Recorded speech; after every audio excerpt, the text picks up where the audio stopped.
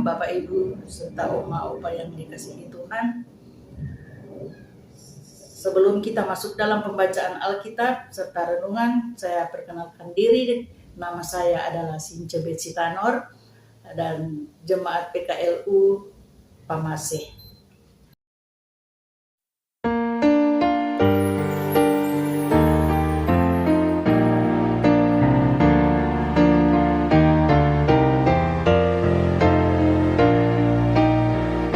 Berbahagia tiap rumah tangga di mana kala tamu yang tetap dan merasakan tiap sukacita.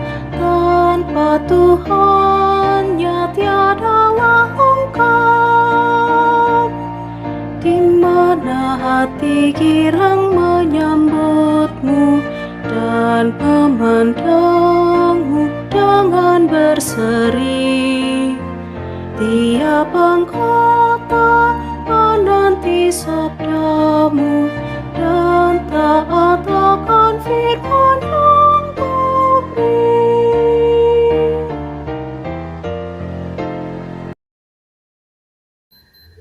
Bapak Ibu serta Oma-Oma yang dikasihi Tuhan, mari kita satu di dalam doa. Puji dan syukur ya Tuhan, kami naikkan di hadapan hadirat-Mu yang kudus, karena begitu besar kasih dan anugerah Tuhan, sehingga Tuhan boleh bersama-sama selalu dengan kami, di mana saat ini ya Tuhan, kami akan membaca dan merenungkan firman-Mu. Bersabdalah Tuhan kepada kami, dan kami siap untuk mendengarkan firman-Mu di dalam nama Yesus Kristus, dalam firman yang hidup. Amin. Kita akan masuk dalam pembacaan Alkitab yang terambil di dalam 1 Korintus 7 ayat 10 sampai dengan yang ke-16 yang menyatakan kepada orang-orang yang telah kawin, bukan aku tetapi Tuhan perintahkan supaya seorang istri tidak boleh menceraikan suaminya, dan jikalau ia bercerai, ia harus tetap hidup tanpa suami atau berdamai dengan suaminya. Dan seorang suami tidak boleh menceraikan dirinya kepada orang-orang lain, aku bukan Tuhan. Katakan, kalau ada orang saudara beristrikan seorang yang tidak beriman dan perempuan itu mau hidup bersama-sama dengan dia, janganlah saudara itu menceraikan dia. Dan kalau ada seorang istri bersuamikan seorang yang tidak beriman dan laki-laki itu mau hidup bersama-sama dengan dia, janganlah ia menceraikan laki-laki itu. Karena suami yang tidak beriman itu dikuduskan oleh istrinya, dan istri yang tidak beriman itu dikuduskan oleh suaminya.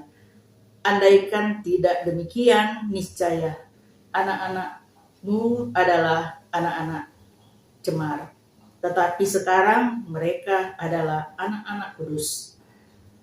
Tetapi kalian, orang yang tidak beriman itu, mau bercerai, biarlah ia bercerai. Dalam hal yang demikian, saudara atau saudari tidak terlihat, tetapi memanggil kami untuk hidup dalam damai sejahtera. Sebab bagaimanakah engkau mengetahui, hai istri, apakah engkau itu akan menyelamatkan suamimu? Atau bagaimanakah engkau mengetahui, hai suami, apakah engkau tidak akan menyelamatkan istrimu? Baiklah, Bapak Ibu Saudara atau Oma Opa yang dikasihi Tuhan, kita akan masuk dalam renungan, yaitu yang diberi tema perceraian.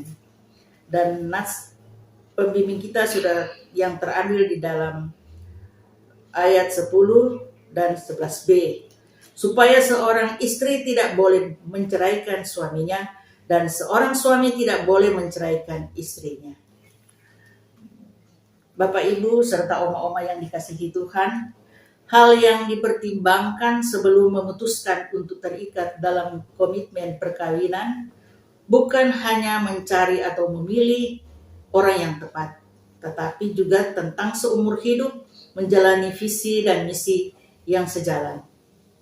Sebab kehidupan perkawinan yang tidak dijalani dengan dasar kebenaran yang kuat akan rentan dengan konflik yang berujung pada perceraian. Bapak, Ibu, serta oma-oma yang dikasihi Tuhan, dalam pembacaan kita, Paulus menegaskan tentang larangan perceraian. Hal ini sejalan dengan ajaran Yesus dalam Injil Markus 10 ayat 2-12.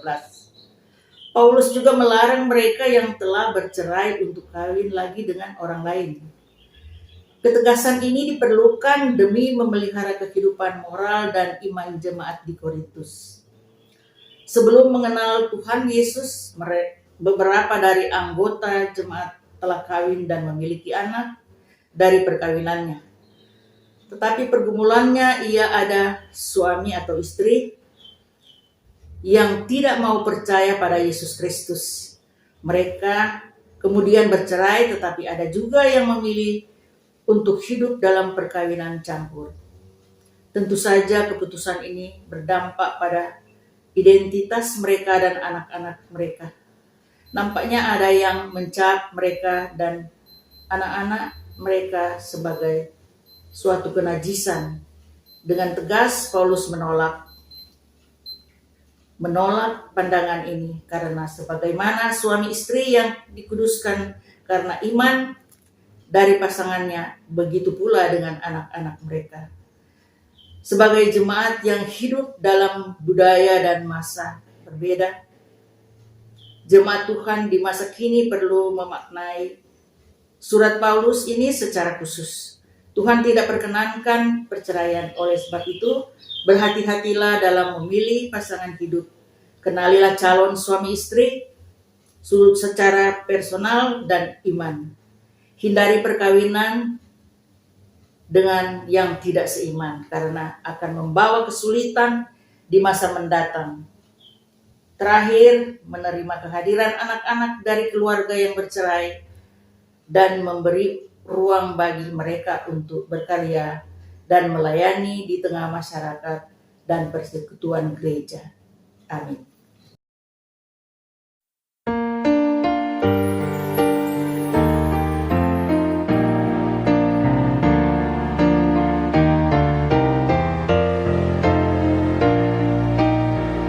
Berbahagia rumah yang sepakat, hidup sehati dalam kasih-Mu, serta tekun mencari hingga dapat damai kekal di dalam sinar-Mu, di mana suka duka kan dibagi, ikatan kasih semakin teguh. Di luar Tuhan tidak ada lagi yang dapat memberi berkat penuh.